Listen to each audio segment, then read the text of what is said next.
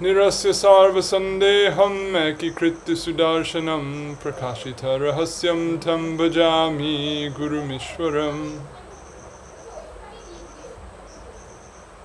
Shri Govinda Pararavinda Marupananya Vilashojitan Purna Prema Rasotsavo Jalamano Vritti Prasannananan Shashvad Krishna Kathamaham Payo Rasho Murake Datu Vande Bhagavatani Mananulavam Murdna Nipatyakshito Namo Mahavaranyaya Krishna Prema Pradayate Krishnaya Krishna Chaitanya Namne Gaura Tvishe Nama Jayatam Surato Pangor Mama Mandamater Gati Matsarva Swaparambo Joradha Madana Mohanu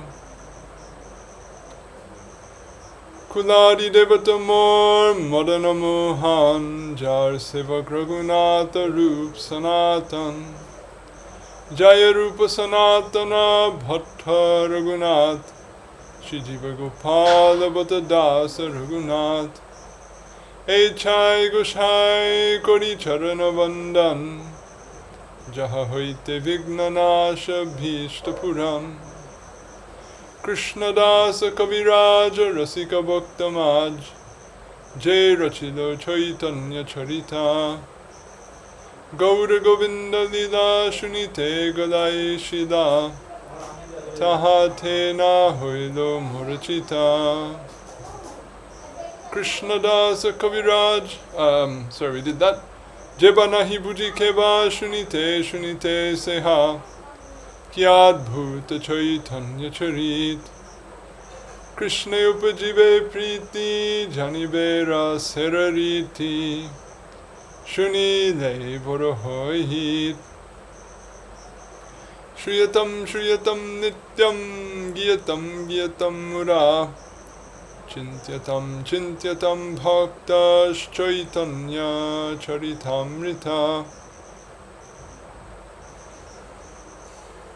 So by the grace of Shri Kali Yuga Pavana, the Svabhajana Vibhajana Prayojana Avatar Prema Purushottam Karuna Maha Sagar Shri Gauranga Maha Prabhu and his beloved Parshad Shri Krishna Das Kaviraj Goswami Pad. Again today we will continue our discussion of Sri Caitanya-caritamrta. So we resume in the Sanatan Shiksha Madhya Lila chapter 22.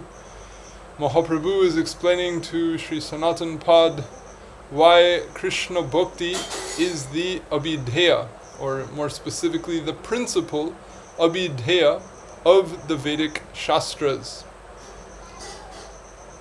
So, in our last class, we discussed why Maya is shy to appear in Bhagavan's purview, and thus why she is absent wherever Krishna is directly present. And why this indicates that taking shelter in Krishna and engaging in bhakti to Krishna is the surefire and the solely effective means of transcending Maya and achieving the prayojana, or achieving what is of ultimate importance, value and necessity for an embodied being. So today we'll hear a little bit further discussion that develops this point, which is explaining then how does one go about that, or what does it mean, and how is it that by seeking shelter in Bhagavan one can become free from Maya. So we'll pick up from verse 33. I've shared the file in the box. If anyone arrived after I shared it, maybe someone who did get it could share it again in case anyone didn't have it. And that should be that. So, Krishna Tomar Hang Jari Bole Akbar Maya Banda Hoite Krishna Tare Kore Par. If a jiva once says, "O Krishna, I am yours," Krishna delivers him from the bondage of Maya. So, this is a statement here made by Mahaprabhu, and he cites the following verse spoken by Ramachandra from the Ramayana as evidence of this, which is as follows: Sukrideva prapanoyas tabasmiti yachayachate abhayam sarvara tasmai dadam yatad mama vrita mama. So this is spoken by Rama to Sugriva. Quote, "Upon one who takes shelter in me, and even once prays, 'I am yours,' I bestow fearlessness forever. This is my vow."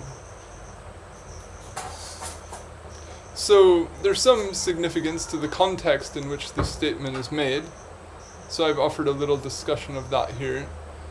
Prior to the battle of Sri Rama and Ravana in Lanka, Ravana's younger brother Vibhishana tried to persuade Ravana to give up his evil ways. When Ravana refused, Vibhishana left him and sought refuge in Sri Rama. When Vibhishana arrived for this purpose, he was first received by Sugriva, Hanuman, Jambavan, and other leaders among the supporters of Sri Ram. He explained to them that he had come to take shelter in Sri Ram. Sugriva, Hanuman, Jambavan, and the others in their company then reported this to Sri Rama, and a discussion ensued about what the right course of action would be under the circumstances. So we can recall this is a military or an instance in which niti is being highly considered applicable when you have enemy camps and you have mystic shape-shifting entities waging war in all different ways, and high stakes on the line, so to speak. And Sugriva is a king, Hanuman is a minister, Jambavan is also a well-experienced warrior and person involved in these kind of affairs, and so they're all highly suspicious of Vibhishan. He's known to be well versed in all types of loosely what you would call black magic and other sorts of things. So if such a person suddenly before this planned attack is about to happen comes and says, "Oh, I want to join and be part of your group," then they're highly suspicious that this is some type of espionage or this is some type of devious attempt to collect intelligence from them or somehow hatch some plot to defeat them. So, thinking as servants of Ram in the interest of his victory and in the interest of his safety, then Hanuman and Sugriva, they're all dead against Vibhishan, and they're saying, "We can never trust this guy. The brother of our arch enemy suddenly shows up the day, right before the battle. No way that this is just a coincidence. This must be some conspiracy." So they all report this to Ram.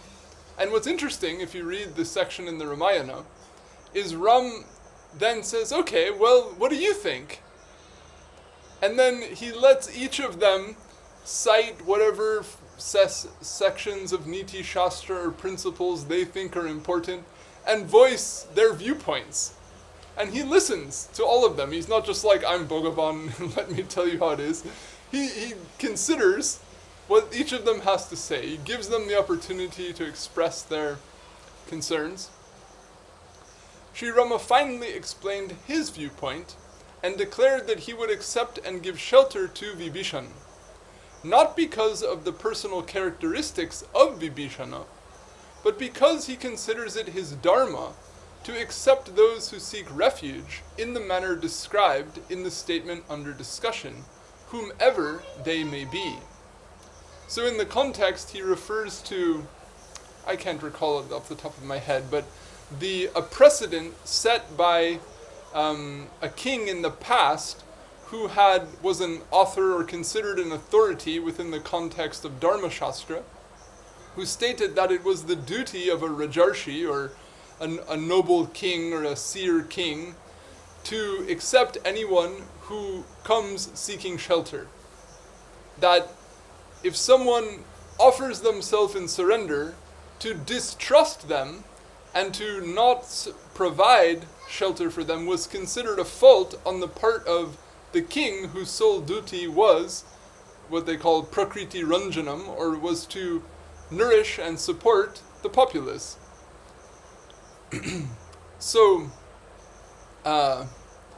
Rama, considering this, he explains his reasoning in the Ramayana and quotes from the Shastra and the example that he's referring to explain to Hanuman, Sugriva, and these other learned, persons that he's consulting with, why it's his verdict or it's his opinion that the law of Dharma dictates that he has to give shelter to Vibhishan.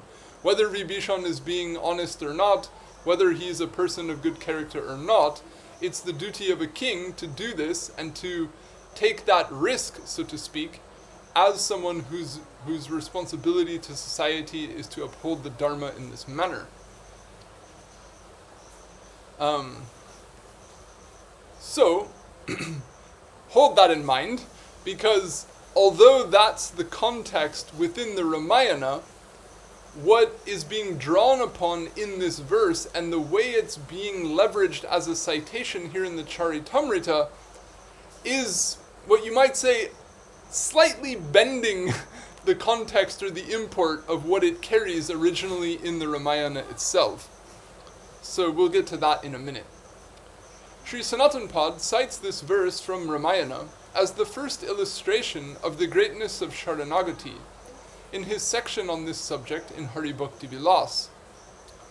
So this section in Hari Bhakti Vilas is very significant because it comes at the end of the 11th Vilas, which is the longest Vilas in the text and is most concerned with the principles and practice of bhakti in general outside the specific context of the regimen in which a daily regimen of archan can be performed by a wealthy householder, which constitutes the majority of the discussion throughout the first 11 vilases of the text.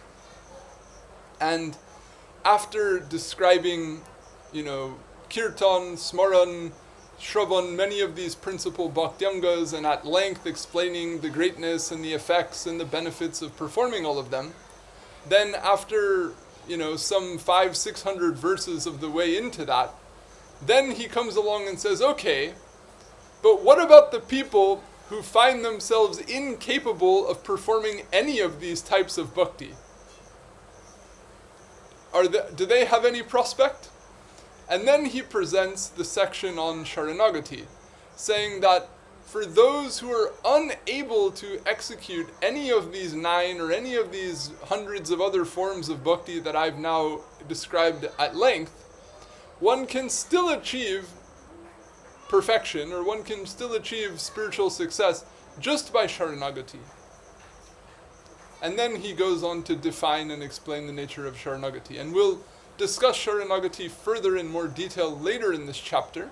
So I'm not going to go into the detail of that now. I'm just going to discuss the commentaries that are given specifically on this verse. And then when the section here in the Caitanya-caritamrta goes into further detail on the subject of Sharanagati, there we'll draw from Hari Bhakti Vilas, we'll draw from the Digdarshani Tika, we'll draw from Bhakti Sandarbha, and we'll go more in detail about that subject. So, bearing that in mind as well, consider Sanatan's commentary specifically on this verse. Quote, the word eva is in the sense of even, a p. Thus, the sense of the first line is as follows. Quote, one who takes shelter, that is, becomes a Sharanagata, and even once prays, I am yours. So Bhagavan has taken a vow to make such a person fearless, or in other words, to provide shelter to anyone who seeks shelter, provided that they say, I am yours, or provided that they consider themselves to thus belong to Bhagavan by doing so. Alternately, one may wonder, how does one take shelter? So how is it that one is meant to do this? Thus he says, quote, praise I am yours.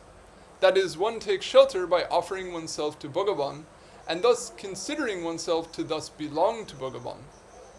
So in this section in about Sharanagati and Hari Bhakti Vilas a little bit earlier, then when he defines the word Sharanapati, which is synonymous with Sharanagati, there he gives a very concise but very significant definition by simply saying this, Kevalam Bhagavadiyo Yam Etavan Matram. That what is Sharanapati, or what is Sharanagati? It is this and only this much. I am Bhagavan's. Bhagavadiyo means I belong, or I am of, or related to, or in the possession of Bhagavan. That I belong to Bhagavan. That is Sharanagati. In other words, there's a difference between Atmanivedana and Sharanagati. That we'll discuss later in this chapter. There's a difference between acts of other forms or practices of bhakti and Sharanagati. Sharanagati, according to Sanatana Gosvami, is just to foster this attitude, not even to do anything or to perform any specific action, but just to foster this within one's heart, or as one's sense of self, that I belong to him, I am his, or speaking in second person, I am yours. So this definition that he gives just prior to the citation of this verse maps out exactly onto the verse that he quotes just after to illustrate it. So by here saying, how does one surrender it? One surrenders by saying to Bhagavan, I am yours. So what is surrender? It is to feel or to foster the attitude, quote, I am his. So thus, this too is to be understood as a characteristic of being a Sharanagata, such as to be inferred ahead as well. Now, to add further weight to that, consider this.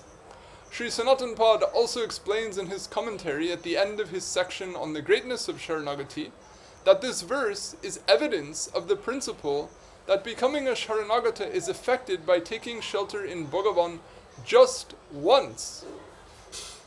Sri Jiva Pad similarly cites this verse in Bhakti Sandarbha as evidence of the principle that all success in life can be attained by performing worship of Sri Bhagavan just once. So the significance of this is that some may consider bhakti or Sharanagati a practice that requires repetition, but in actuality, once genuinely performing it produces the entirety of the result. So it's given in the Vedanta Sutra, which is cited in the Bhakti Sandarbha and discussed by Baladevi Dibhushan in the Govinda Bhashya, that about what's called abriti, or repetition. Why is there ever a repetition of acts of bhakti prescribed? Why would there need to be that? If bhakti has the power, even Sharanagati has the power, even once praying or saying to Bhagavan, I am yours, is itself enough to thus belong to him, to thus satisfy him, to thus have performed bhakti, to thus be fit to be liberated from material existence. Why this repetition?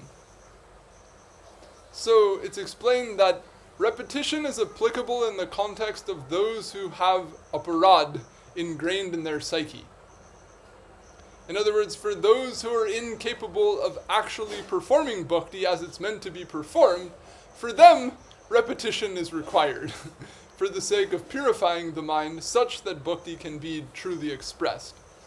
But for one who's free from aparad, simply once doing this is itself effective of the entirety of the thing. So this is also to be understood. So what that can also help one reflect on is it's not that there's some, special words or some special poems or some, fancy rituals that will somehow make this prayer more heard, or that then, Bhagavan will respond or something like this. Just in the plainest language, using the simplest expression, anything is possible. But the quality of that, the purity with which that is done, is all important. and therefore so much necessity is there of purification in the case of those whose psyche is ingrained with samskaras that are contrary to bhakti. In other words, that those who are suffering from the influence of past aparad. So, further in this regard, in the context of this statement of Sri Rama in Ramayana, which Sri Rama makes with reference to precedents found in the Dharma Shastras, his vow to grant fearlessness to a Sharanagata generally refers to the manner in which a dharmic king assures safety and protection to an asylum seeker by providing shelter, food, clothing, protection from enemies, a livelihood, and so forth. Interpreted from a spiritual perspective, however, the statement can be seen in accord with the import of the verse Bhayam Dvitiya Bhiniveshata Syat, cited earlier in chapter 20, to refer to granting fearlessness in the sense of liberating a jiva from the fear that arises from absorption in identification with a false maya-bound sense of self, as a result of misapprehension of the true self on account of the jiva's ignorance of the true self brought about by maya. So this is a compressed rendering of what was discussed in the commentaries on that verse. Liberating a jiva from such fear thus amounts to liberating a jiva from maya itself. That needs an L.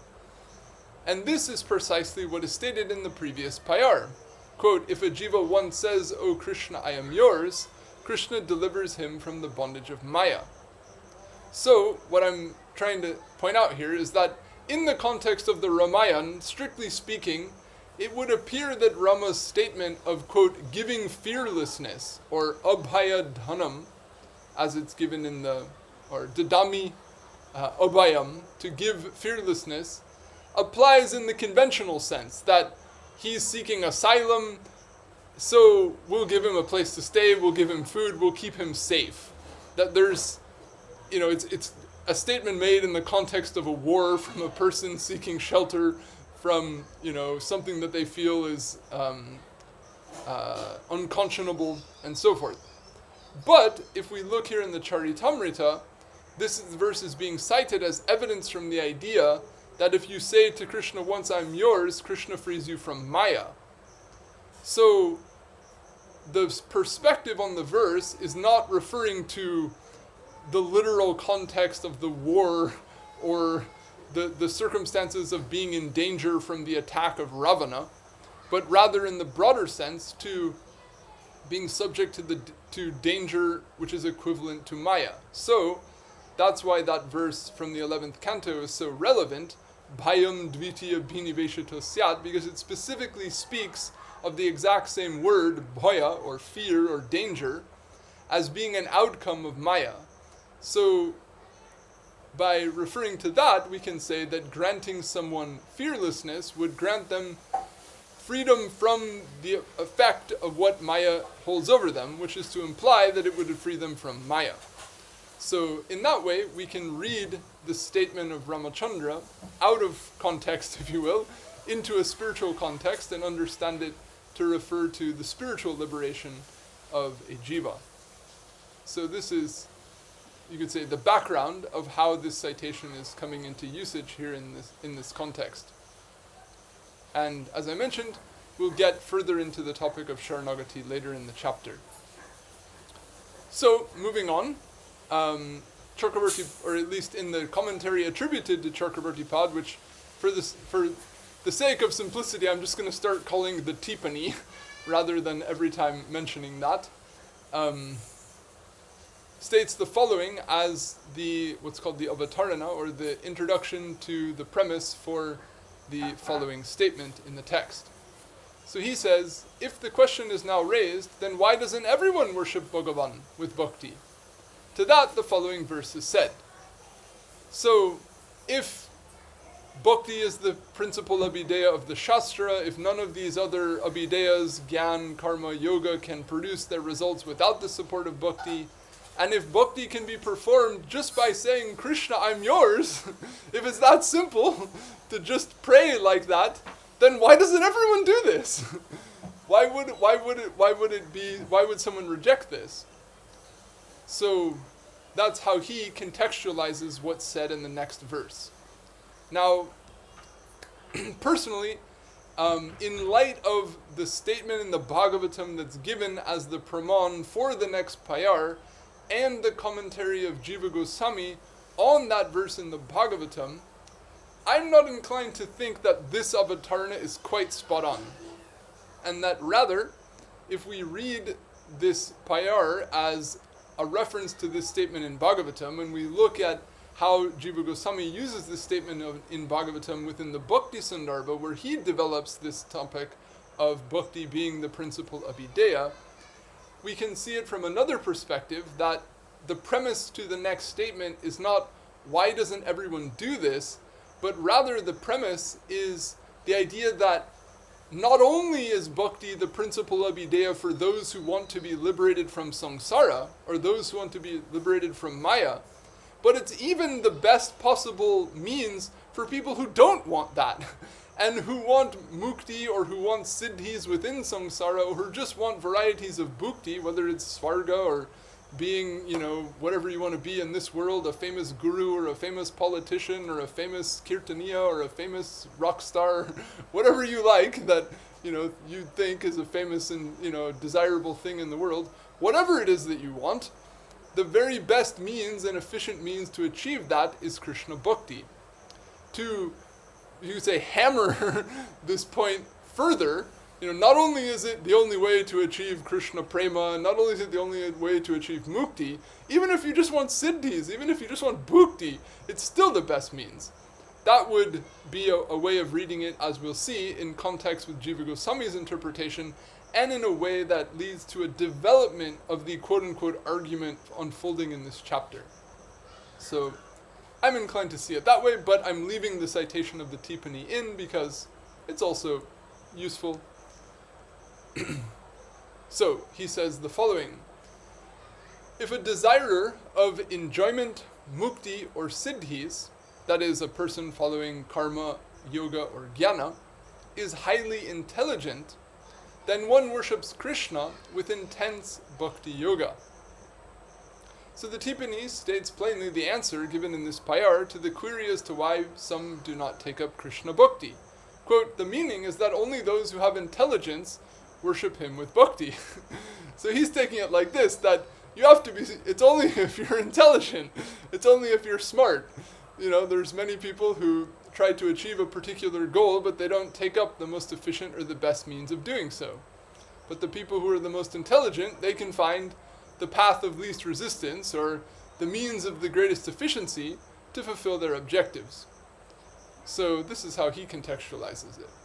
And that has precedence in the statement here in Bhagavatam that will now be quoted, which is as follows: Akama sarva kamava moksha kamudaradhi tibrena bhakti yogena yajate purusham param.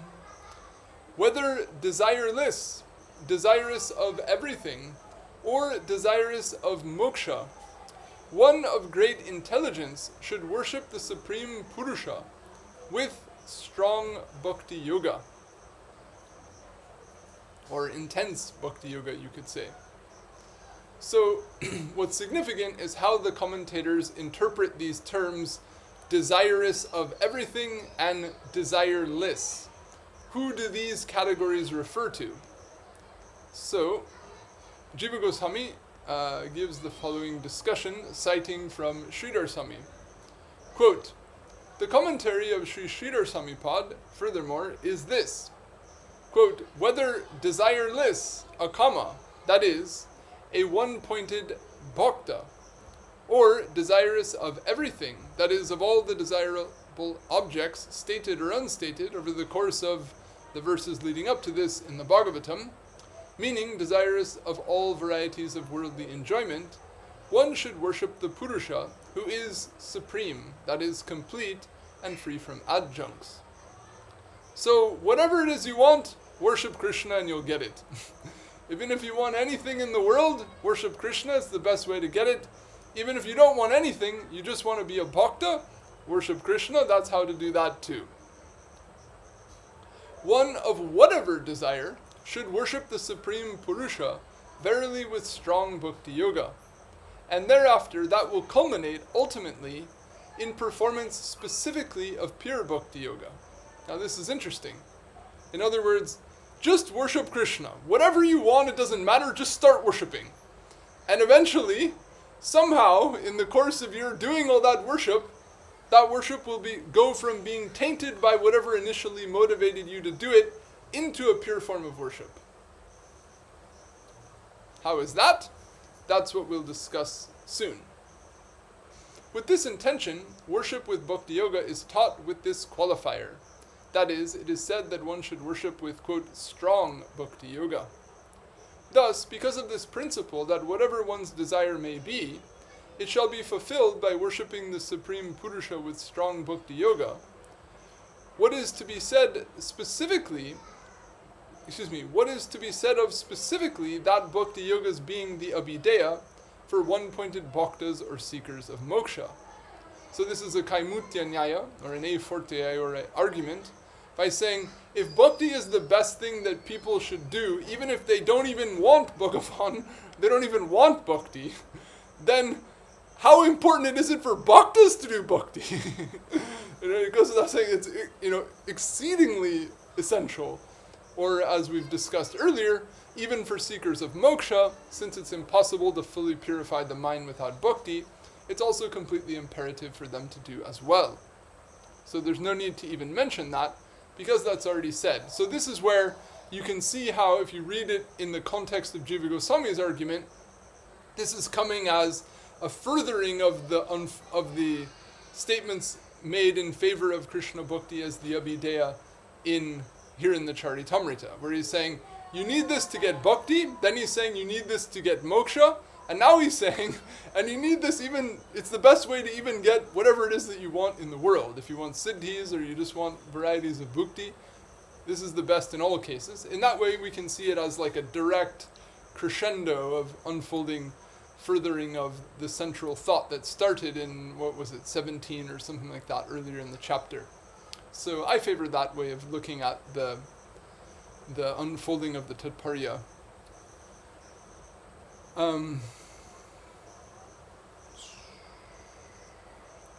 Thus, it is determined to be the abhideya verily in all cases. That is, it is the principal abhideya for all, no matter what it is that they desire. So we can see Jiva Gosvami is citing this in the Bhakti Sandarbha as part of his set of citations, or for lack of a better word, arguments, why bhakti is the principal abhideya. So since in this chapter, here in the Caitanya-caritamrta, the very same point is being made, and many of the very same verses are being cited, that this citation would also be from the same source and for the same purpose, would seem quite likely. Now, he adds some further subtlety to the topic, which is important in the next part of the commentary. Alternately, the meaning of this verse can also be understood as follows. Quote, desirelessness, akamatva, refers to one's own happiness being only the happiness of the Supreme Purusha, the object of one's worship.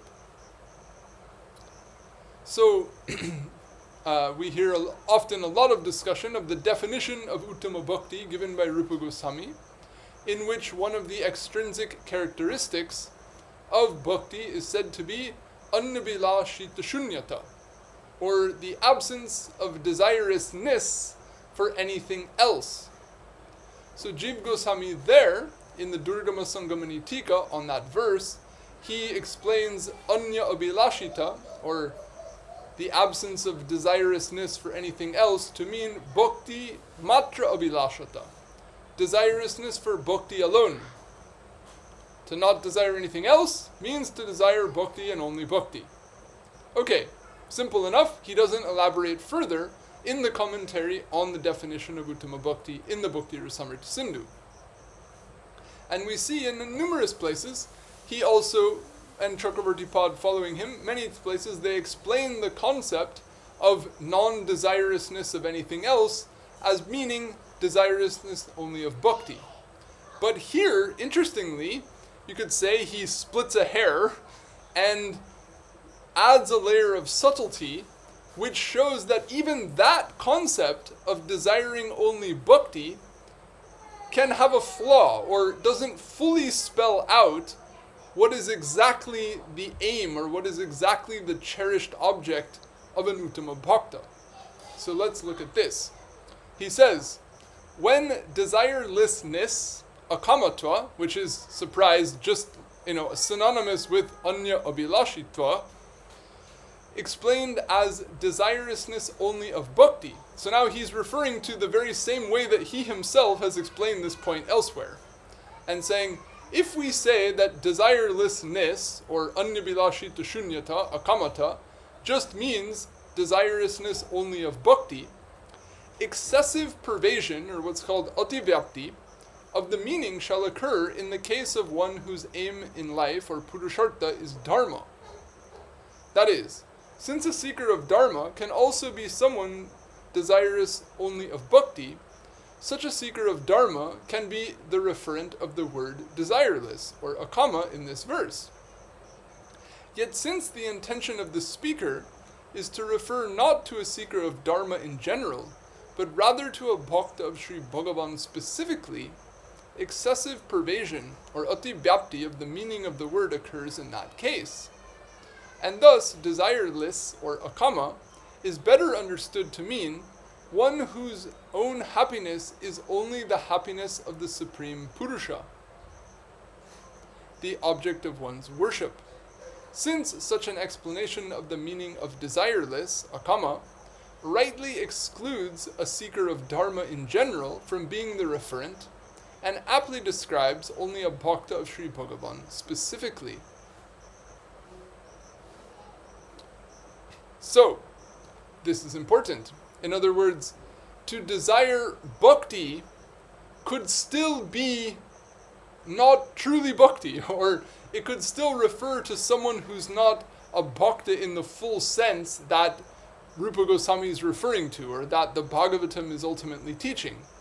Because, as we can see, bhakti can be practiced as a means to achieve artha and kama in the world.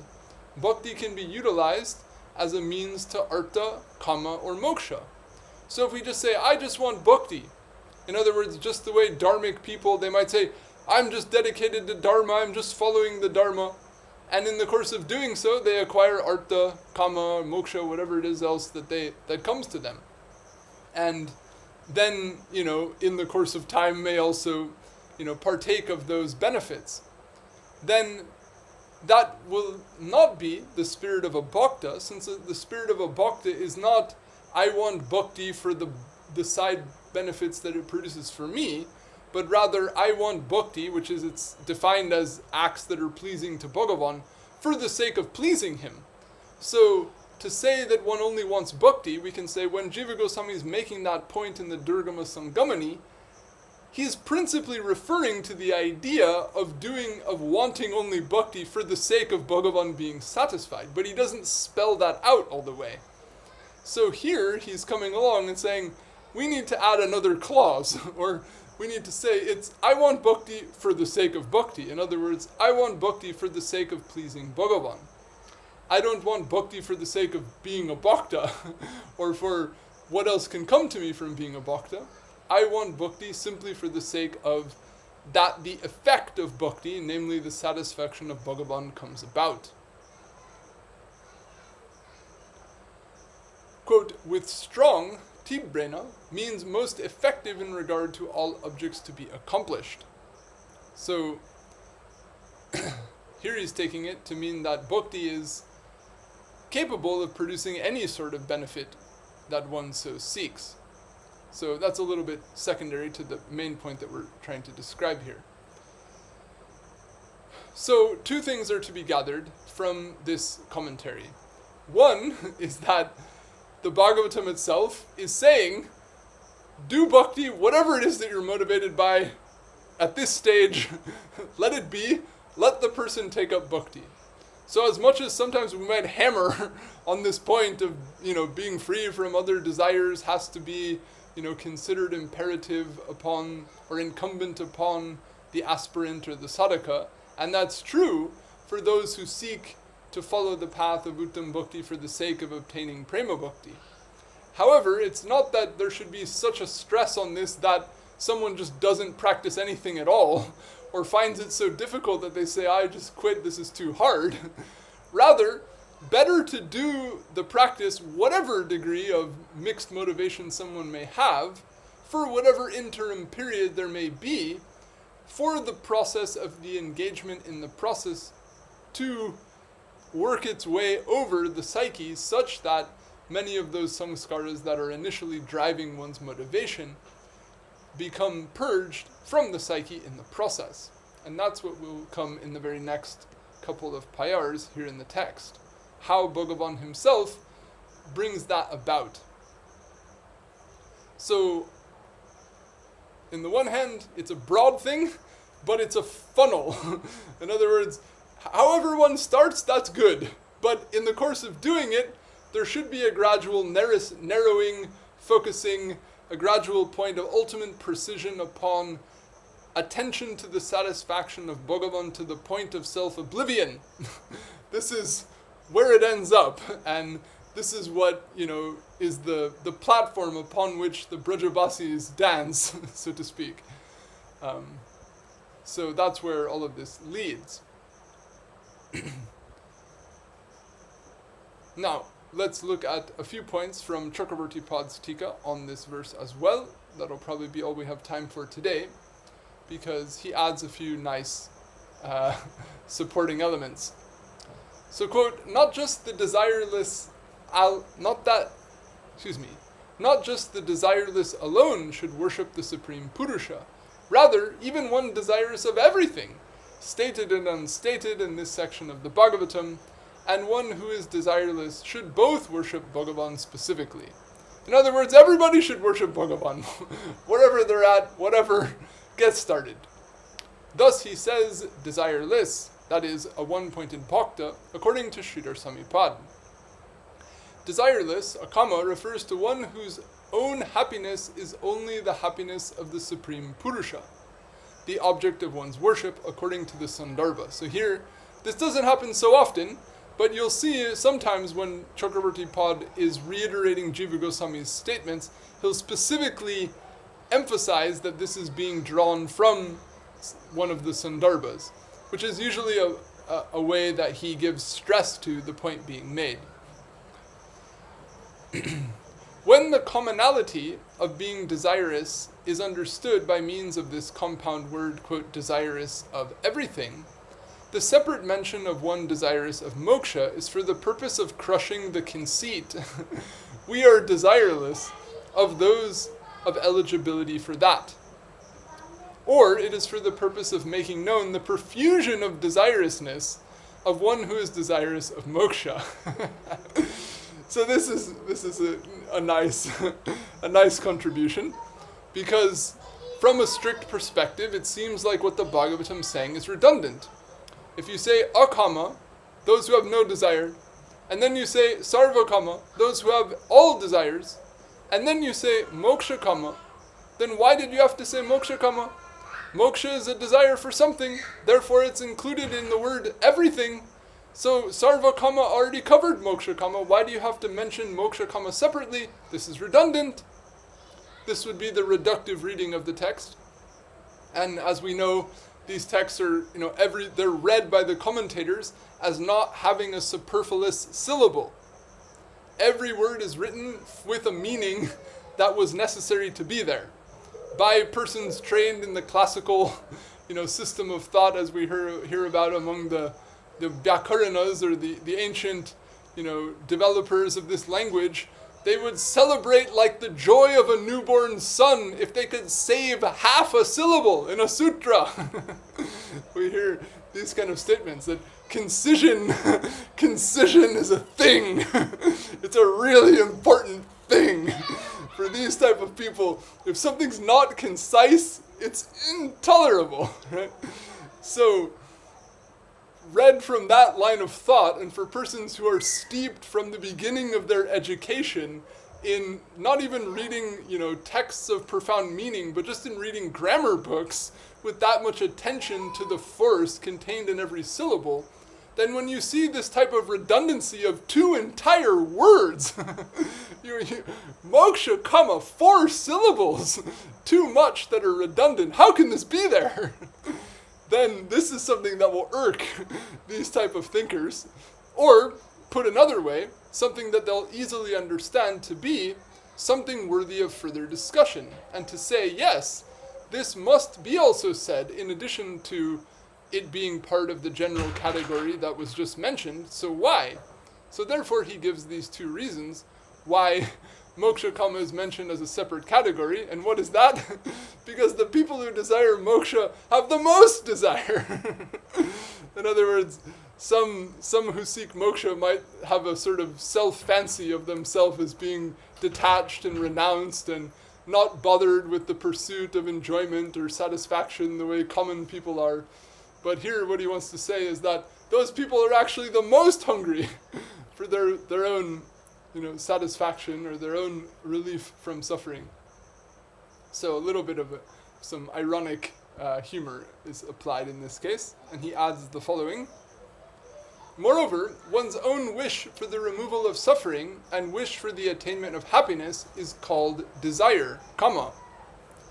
Those wishes for the removal of one's own suffering and the attainment of happiness for oneself, furthermore, of those possessed of eligibility for jnana, endeavoring for the removal of their own suffering in the form of samsara, and their own experience of the happiness of Brahman, are seen to verily be greater than those wishes for the removal of suffering and the attainment of happiness of worshippers of other devatas and karmis, endeavoring for the purpose of removal only of some temporary suffering, and for the purpose of the transitory happiness of svarga and so on.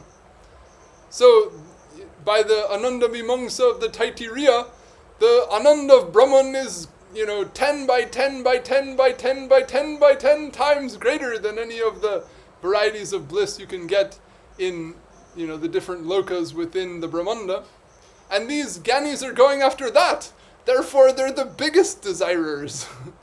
And these Gyanis are trying to remove not just the suffering of, being hungry or being poor. They're trying to get out of all suffering that they could encounter for an eternity of future lifetimes. So they have the most intense desires of anyone else. So they're not desirous, they're the most desirous. This is in just what he's saying. Quote, one of great intelligence, udaradi, means one of fine intelligence, be it without desire or with desire. Specifically, Bhagavan's being the object of one's bhakti is the sign of fine intelligence. And specifically, the absence of that is, Bhagavan's not being the object of one's bhakti, is the sign of meager intelligence. This is the meaning. So what he's saying is that the most intelligent thing there is to do is to connect one's life with Bhagavan from wherever you're at, for whatever your motivation may be, for the time being. And once you're in that connection, things will get good. He will look after you better than you could look after yourself. And how does he do so? That's precisely what we discussed in the next few payars and what we'll get to in the next reading. So I'll stop here for today before we go over time. So today we covered 2 points. One, the point that taking shelter in Bhagavan is effected by simply once saying to Bhagavan, I am yours, and that this is the means by which one can take shelter in Bhagavan, the sole means by which one can transcend Maya and samsara. And those who are intelligent, they, by whatever means, for whatever motivation, will take up the path of bhakti to Bhagavan, and as we'll see soon, in the course of doing so, they'll end up highly benefited by the gracious disposition of Bhagavan in relation to them. So I stop here. If anyone has comments, questions, corrections, or what have you, please feel free to share.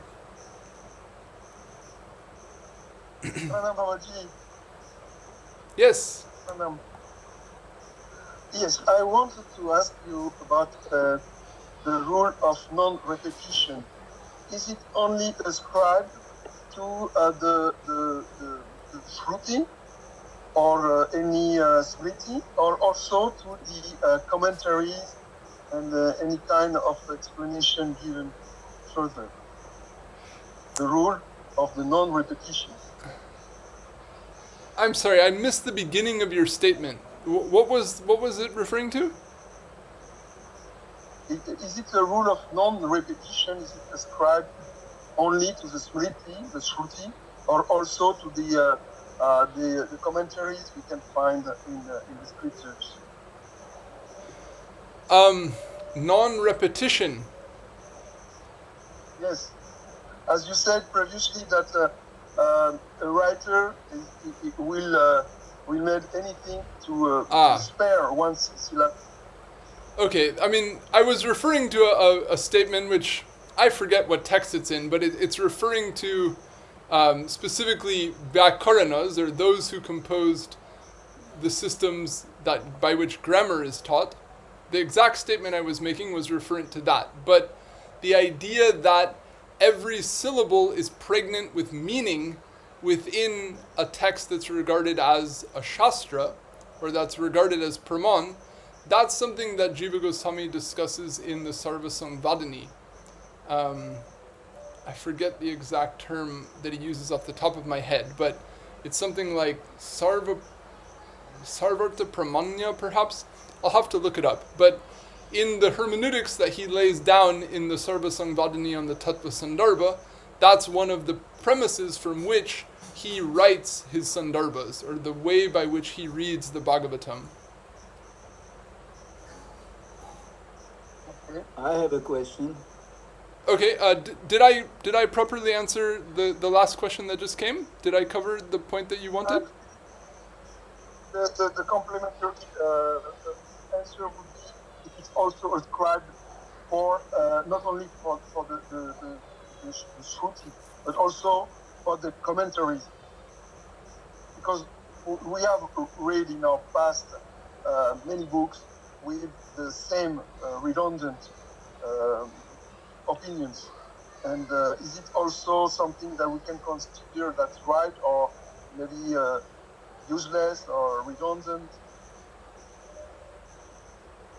I'm having a little trouble following what you're saying, but if I understand what you're saying, then I'll just say that texts like the Bhagavatam, the principal object of study for Gaudiya Vaishnavas, we read that as every syllable being necessary to convey something of significance.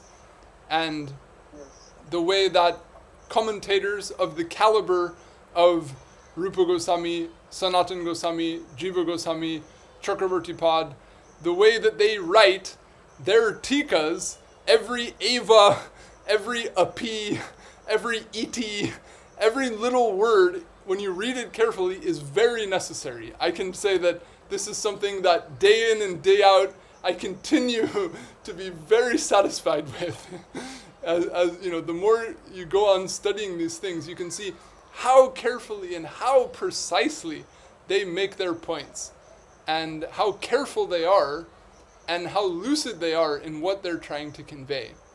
So, when you get used to studying things with that degree of tension, if you will, in other words, tight-knitness in the way that they're composed, reading, modern stuff on the internet and chats, and, it becomes like, the disparity becomes so huge, and, things can appear very sloppy and loose and, less thought out than when you read this type of text, who, they're writing in an era where there isn't hard drives and endless space. They have to, there's an imperative upon them to write very concisely. They're thinking very, very carefully before putting anything down. And that has, in one way, that necessity and pressure for concision has also, in one sense, you could say as a circumstantial factor, perhaps contributed to the quality and precision and the legacy that they've left.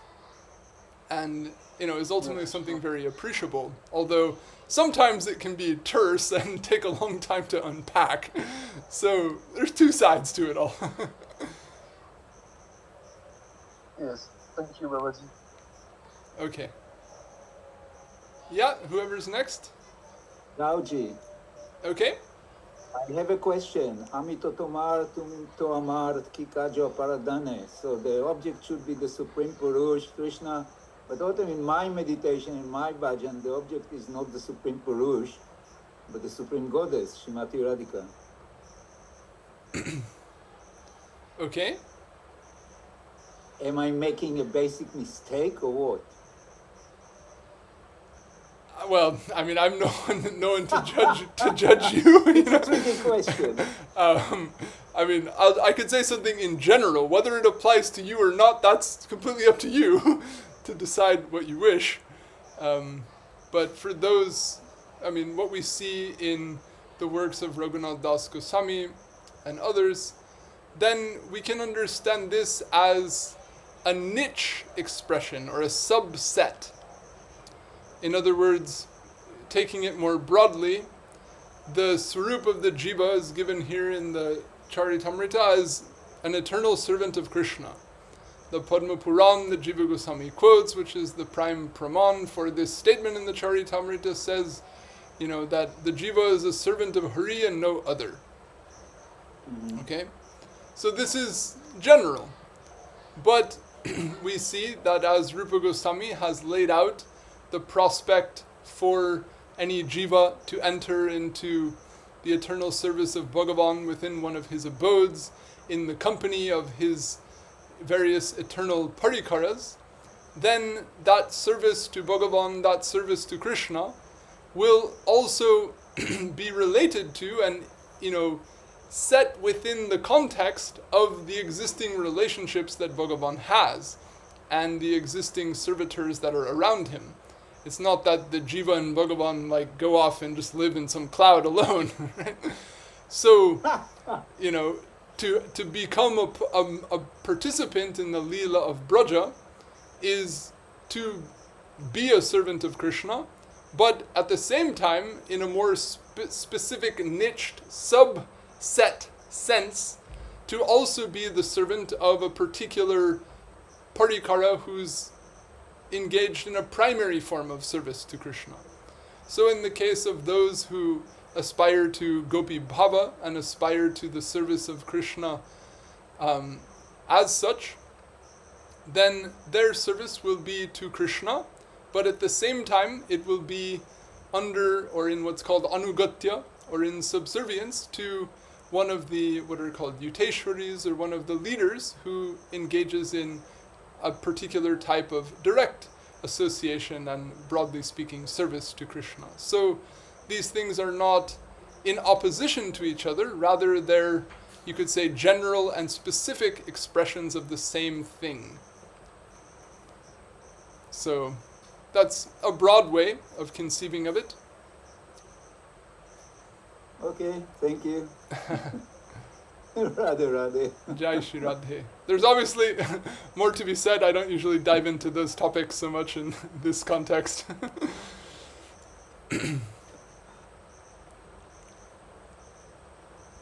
Okay, anyone else? I see a couple other hands. He can go next if that's okay.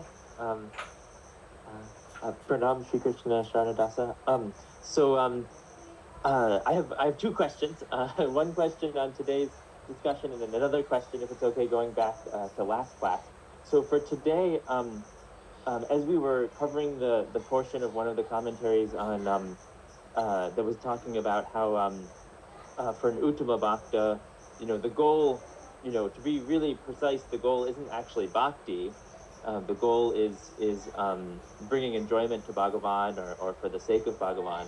I guess I was just wondering, for an Uttama Bhakta, I guess an Uttama Bhakta would have some sort of direct perception of Bhagavan. And so I was wondering, with their direct perception of Bhagavan, can they also perceive Bhagavan's sort of, I guess to speak loosely, current level of enjoyment or something like that? So for instance, if someone has Vatsalya Bhav, a mother is very attuned to is her toddler happy or sad or whatever. So it seems like if the Uttama Bhakta is going to act to bring enjoyment to Bhagavan, the Uttama Bhakta would need to know about the enjoyment of Bhagavan.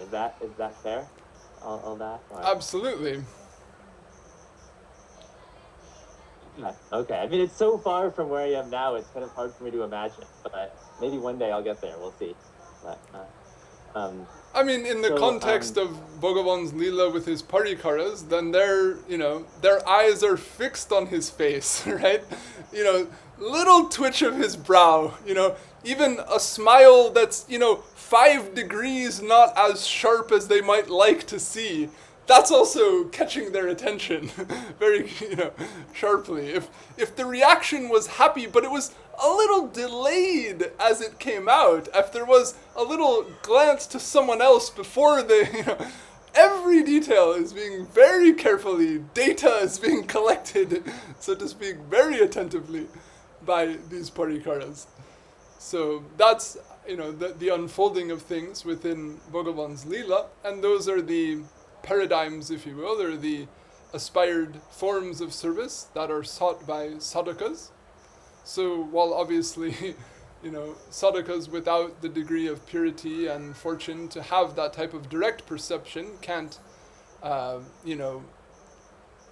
be live in the game, so to speak. Nevertheless, to the extent that they've received education and understanding about how they can attune themselves to and engage in things that are pleasing to Bhagavan, that much they'll aspire to in the process of their sadhana.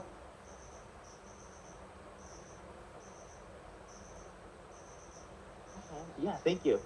And so for my my second question, I guess it's something of a theoretical question. It may not have very much practical import, but I think it was last class or the class before, we were talking about the goddess named Maya. And I was just wondering, we hear about some other famous goddesses, like some of the consorts of Lord Shiva, like the goddess Durga and the goddess Kali, and the goddess Parvati. And I was wondering, is the goddess Maya identical with any of those other goddesses? Or is she kind of her own goddess? Like if we were listing the goddesses, would we already have covered her by including one of the other goddesses, or would we have to add the goddess Maya to our list of goddesses in order to make it complete? Loosely speaking, they're one. In other words, Durga, Parvati, Uma, Sati, Maya.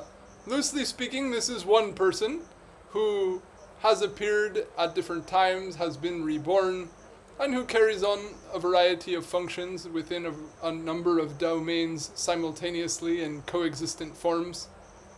But at the same time, there are some unique specificities to Durga Devi when she appears to, slay Mahishasur with 10 arms and, riding the bull. And, here in Bengal, it's such a thing, the Durga Devi's descent is like such a thing, right? So it's not that, Maya or Parvati is like that 365 days a year.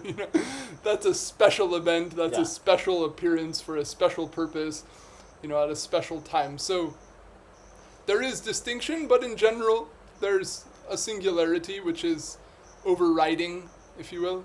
So when we hear these statements in the Bhagavad about Maya in the last class, then loosely would say, yes, this is the Maya who is the consort of Bhagavan Shiv. Okay. Thank you. Okay, one more. I see another hand. Yes, Dandavat Pranam. Sri Krishna Sharanam or Sharana? Either will do. But it's my first time here, so I'm sorry. My first question is, where are we in the Caitanya-caritamrta right now? This is Madhya Lila, chapter 22. Oh, okay. Thank you so much.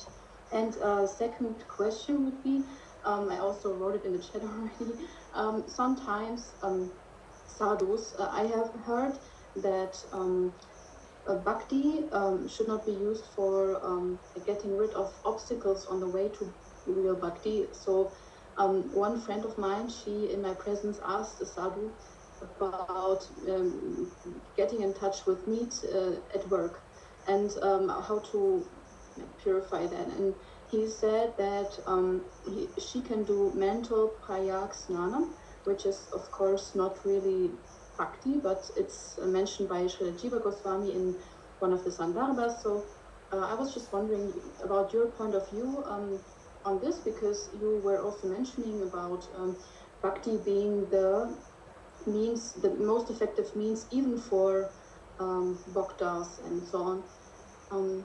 Yeah, would you like to elaborate on that?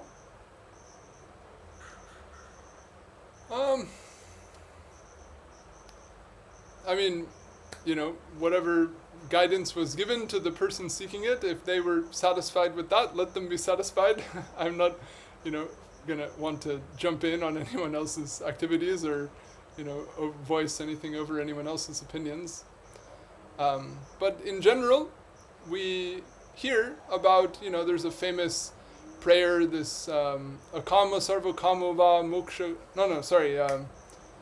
what does it go? Apavitra pavitra va sarvavastam gatopi va yasmaret pundarikaksham sabhajabhyan taro shuchi.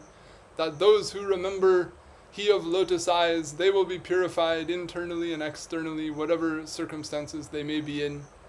And this is something very commonly evoked for persons who might be in some awkward situation, but who want to retain a sense of mental clarity or a sense of ritual purity in order to engage in some type of practice of bhakti in the midst of that circumstance. So these things, they're there. There's reference to this in Hari Bhakti Vilas. So if people are in a circumstance where they're engaging in remembrance of Bhagavan, so to speak, for the purpose of purification, but the purpose of the purification is again to engage in an act of bhakti, which is again for the satisfaction of Bhagavan, then it's not, so to speak, being used for a secondary purpose. But if the idea is, I'm worried about karma or sin and meat, and I need to now use this remembrance of Bhagavan to save me from this contamination so that I'm not subject to suffering, if it becomes a means where the remembrance or the pursuit of the purification is fundamentally self-centered rather than Bhagavan-centered, then you can say there's some looseness going on, or it's, it may be kind of drifting out of the vein that a person following the path of Uttama Bhakti aspires to. So it comes down really to the overall context and the level of understanding and the clarity of intention on the part of the person, how they're going about what they're doing. Okay, thank you so much, and I loved this class, and thank you for explaining everything in so much detail and also to the point, and thank you so much.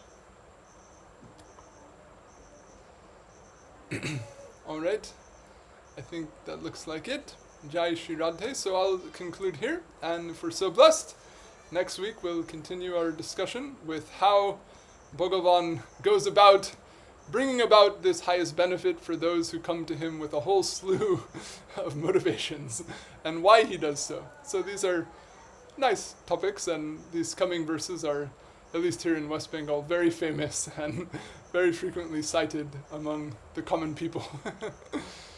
All right, Vaishnavibhyo Namo Namah. Jai Shri Guru, Jai Shri Gaur, Jai Jai Shri Radhe. Shyam.